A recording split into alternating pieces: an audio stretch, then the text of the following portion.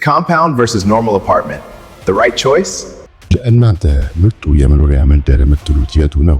ኮምፓውንድ ላይ መኖር ወይስ እንደ አብዛኛው ሰው በኖርማል አፓርታማ ላይ መኖር? በእነዚህ በሁለቱ የመኖሪያ አማራጮች መካከል ያለውን ዋና ልዩነት ያውቁ ኖራል? የኮምፓውንድ እና የአፓርታማ ኑሮ ጥቅሞችና ጉዳቶች ምን ይመስላሉ? እነዚህ ሁለቱ ጽንሰ ሐሳቦች ዋነኛ መለያቸው በስፋትና በትኩረት ላይ የተመሰረተ ነው። ኖርማል አፓርታማ ይህ ማለት በአንድ ባለብዙ ፎቅ ህንፃ ውስጥ ያለ የግል መኖሪያ ክፍል ማለት ሲሆን ትኩረቱ የግለሰቡ ቤት እና የህንፃው አቅም ላይ ያተኩራል። ኮምፓውንድ አፓርታማ ስንል ደግሞ ይህ መላው የመኖሪያ ግቢን በአጥር በርካታ ህንፃዎች፣ የጋራ ቦታዎችን ያካተተ ሲሆን ትኩረቱ በጋራ ማህበራዊ አገልግሎትና በአካባቢው ላይ የተመሰረተ ነው። የነዚህ የቁልፍ አገልግሎቶች ውስጥ የደህንነት ልዩነቶች ውስጥ እንዴት ይታያሉ? ኮምፓውንድ አፓርታማ ከፍተኛ የደህንነት ሽፋን የሚሰጥ ሲሆን ቁጥጥሩም የመግቢያዎቹ እንዲሁም 24 ሰዓት ጠባቂዎች በመላው ግቢ ውስጥ ይመደባሉ። ይህም ለቤተሰቡ ከፍተኛ የአእምሮ ሰላምን ይሰጣል። ኖርማል አፓርታማ ደግሞ ደህንነቱ በአብዛኛው የሚያተኩረው በህንፃው መግቢያ በር፣ በሎቢው ወይም በበር መቆለፊያው ስርዓት ላይ በመሆኑ የውጭ አካባቢ ጥበቃ በከተማው የህዝብ ደህንነት ላይ የተመሰረተ ነው ማለት ነው።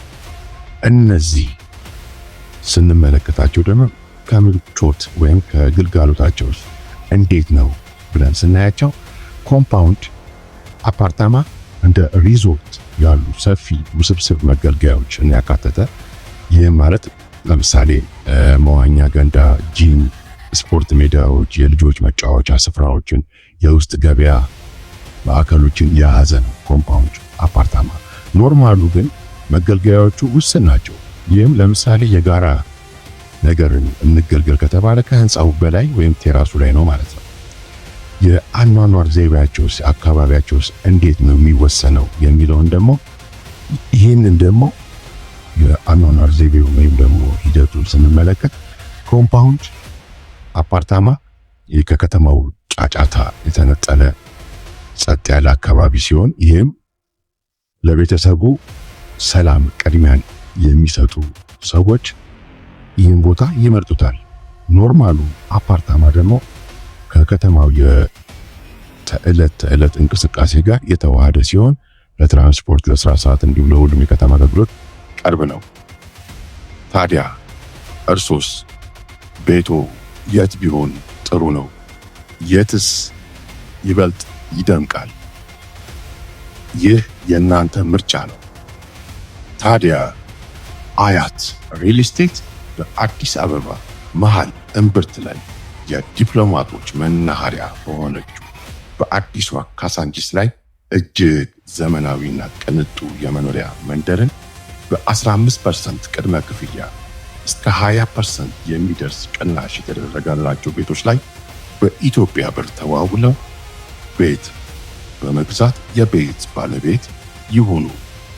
በካሬ ከ89 ሺህ ብር ጀምሮ ከባለ 1 መኝታ እስከ ባለ 4 መኝታ ቤቶችን ከተጨማሪ የሰራተኛ የላውንደሪ ክፍሎች ጋር በተለያዩ የካሬ አማራጮችን ይዞሎት ቀርበዋል። በተጨማሪም በሲኤምሲ እና አያት አደባባይ ያለቁ ቤቶች፣ የንግድ ሱቆችን በተለያዩ የካሬ አማራጭ ይዞሎት ቀርበዋል። ማሳሰቢያ፣ ቤቶን ከገዙ በኋላ ቤቶን እስኪረከቡ ድረስ ምንም አይነት የዋጋ ጭማሪ ወለድ የለው። ለበለጠ መረጃ ለሳይት ጉብኝት ከታች ባለው ቁጥር ይደውሉልን።